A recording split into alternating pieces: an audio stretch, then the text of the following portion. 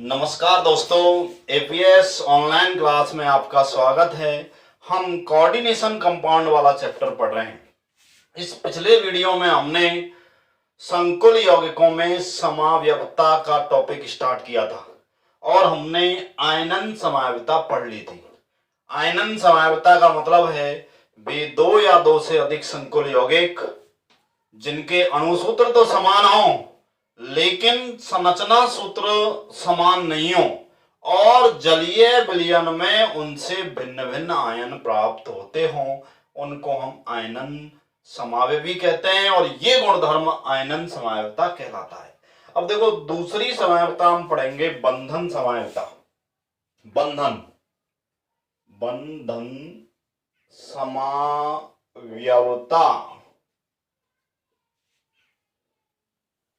बंधन समावयवता linkage isomerism.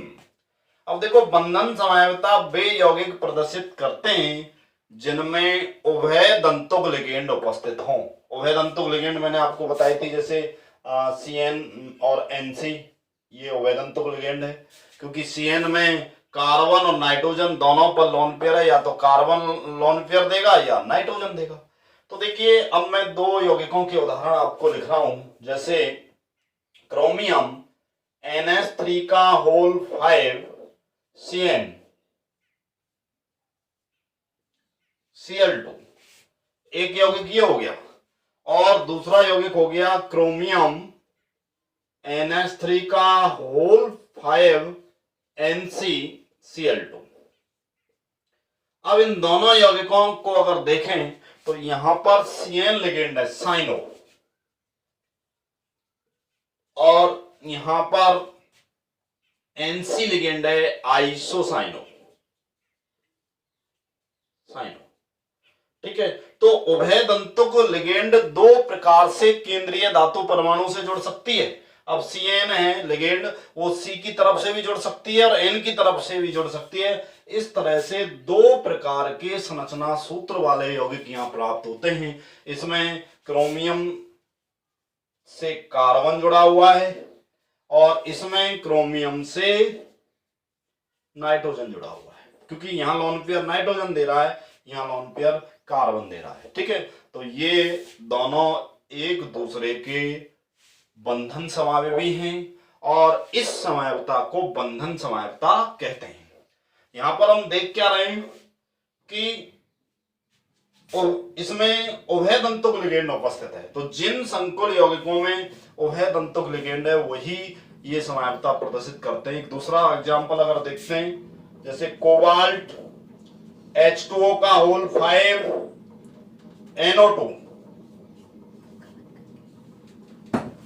Cl2, और दूसरा है कोबाल्ट H2O का होल 5 ONO Cl2। यहां आप क्या देख रहे हैं कि NO2 लिगेंड, यानी कि यहां नाइट्रो लिगेंड है, कोबाल्ट को लोन पेयर दे रहा है नाइट्रोजन, और इस यौगिक में कोबाल्ट को लोन पेयर दे रहा है ऑक्सीजन, ऑक्सीजन लोन पेयर दे रहा है। ठीक है, तो ये भी एक दूसरे के बंधन समावयवी है। तो बंधन समावयवी हम किसे कहेंगे कि वे दो या दो से अधिक यौगिक जिनमें उभय दंतुक लिगेंड दो अलग अलग प्रकार से जुड़कर दो अलग अलग संरचना सूत्र बनाती है, उनको हम बंधन समावयवी कहेंगे और ये समावयवता बंधन समावयवता कहलाती है। मतलब यहां पर अनिवार्य रूप से उभय दंतुक लिगेंड पाई जाएगी। ठीक है, तीसरी समावयवता आती है हाइड्रेट समावयवता। कौन सी समावयवता? हाइड्रेट समावयवता। तीसरी समावयवता है हाइड्रेट समावयवता। ठीक है, तो ये उन संकुल यौगिकों में पाई जाएगी जिनमें जल के अणु लिगेंड अथवा क्रिस्टल अवस्था में पाए जाते हैं। मैं एक एग्जांपल यहां ले रहा हूं, कोबाल्ट H2O का कोबाल्ट Cl3.6H2O, ये एक यौगिक है। इसके मैं कुछ संरचना सूत्र बना रहा हूं इस अणु सूत्र के। देखिए हम हाइड्रेट समयावता पढ़ रहे हैं, तीसरी समयावता। इसके देखो COH2O का होल 6 Cl3 पहली, दूसरा COH2O का होल 5 Cl2.H2O, तीसरा COH2O का होल 4 Cl2Cl.2H2। ठीक है, ये तीन यौगिक मैंने आपको बनाए। देखिए जल यहाँ दो रूपों में पाया जाता है संकुल यौगिकों में। एक तो जल पाया जा सकता है बड़े कोष्टक के अंदर, जो कि क्रिस्टल अवस्था में होता है जल।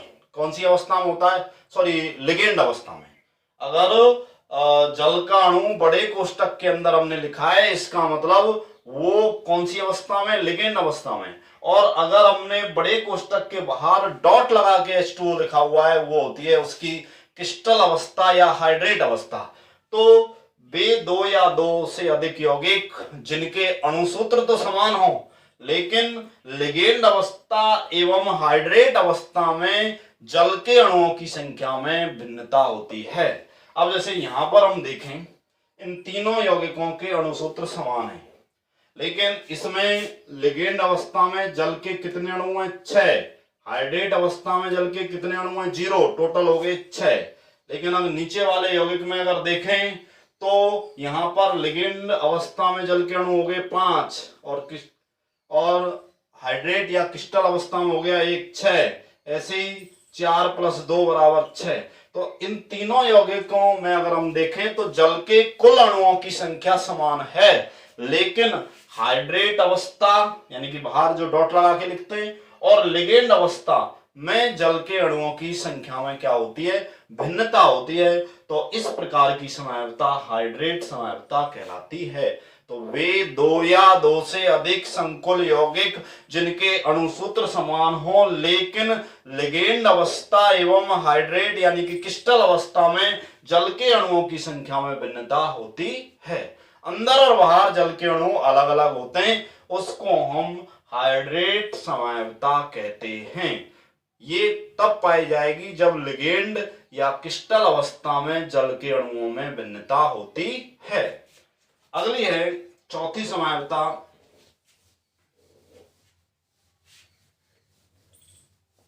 इसमें चौथी समयावता आएगी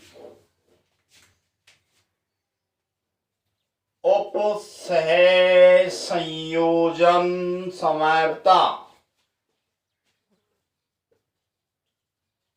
उपसह संयोजन समयावता ये उन संकुल यौगिकों में पाई जाती है दोस्तों जिनमें धनायन और ऋणायन दोनों संकुल हो। एक उदाहरण के लिए देखते हैं हम, क्रोमियम NH3 का होल 6 और कोबाल्ट Cn का होल 6। ये एक ही यौगिक है, ये धनायन है, ये ऋणायन है। अब होगा क्या अगर हम एक दूसरा यौगिक बनाएं? देखिए कोबाल्ट NH3 का होल 6 और क्रोमियम Cn का होल 6। इन एक यौगिक ये हो गया, दूसरा यौगिक ये हो गया। इन दोनों यौगिकों के अणुसूत्र समान हैं, दोनों में एक एक क्रोमियम है, एक एक कोबाल्ट है, 6 NH3 है दोनों में और 6 Cn है। अणुसूत्र दोनों के क्या है? समान है।